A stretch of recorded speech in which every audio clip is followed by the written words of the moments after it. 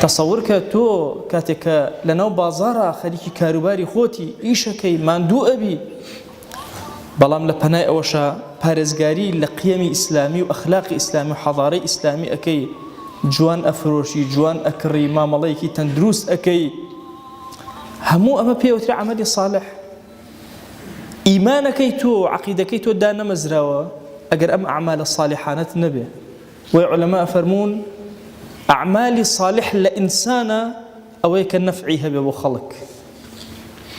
باشترین ئیماندار کێیە؟ ئەنفعهم للناس، کێ زیاتر سوودی هەبێ بۆ خەڵک. ئەم مەفهومە گەورە ئیسلامیە زۆر گرنگە ئێمە موسڵمان تێبگەین. بۆ ئێمە گەر کەسێ لە بازاڕا ببینین بە کەسێکی ساڵح نایەتە پێشچاومان، کەسێ بینین سەنعاتکارە بە ساڵح نایەتە پێشچاومان، خەریکی شەونێژ بە ساڵح یاتە پێشچاومان. شەونێژ بەشێکە لە سەلاحی ئینسان، بەڵام جوان ئیشەکەی بەشێکە لە سەلاحی ئینسان.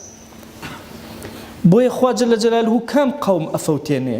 قەومێک کە مصلح و چاکەکار نەبن.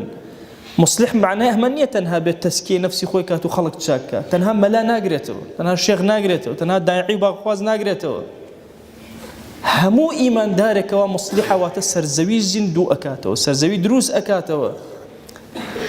کاری گەورەی ئەم بەشێکی بریتێ لە تعمیری سەرزەوی، هەر کارێ بۆ نەفعی خەڵک بێ ئەم بەشێکە لە عەمەلی ساڵحی تۆ.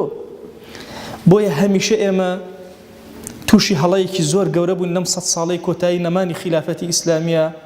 هەڵەکەش ئەمەیە کە ئەو کەسەی کە خەریکی خواناسی و دیندارێ بە پیاوی زۆر چاکی تێ ئەگەین، ئەو کەسێک کە لەناو بازاڕایە و شەڕ و ڕاوە دینار ئەکا کە بەشێکە لە ئەرکی خۆی لە عەمەلی ساڵحی خۆی، پێمان وایە کەسێکە کە دوورکەوتوتەوە لە دین.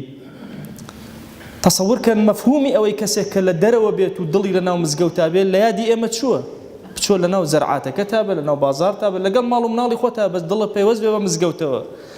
رجل قلبه معلق بالمساجد، نەک لەناو مزگەوتا دانیشی دڵێ بە هەرچیشی و دۆڵی دنیای هەڵسوڕێ، پێدوا بێ پیاوێکی ساڵح و چاکی. ساڵح ئەوەیە جەنگی ژیان ئەکا دڵی لەگەڵ خواناسی و دینداریایەتی.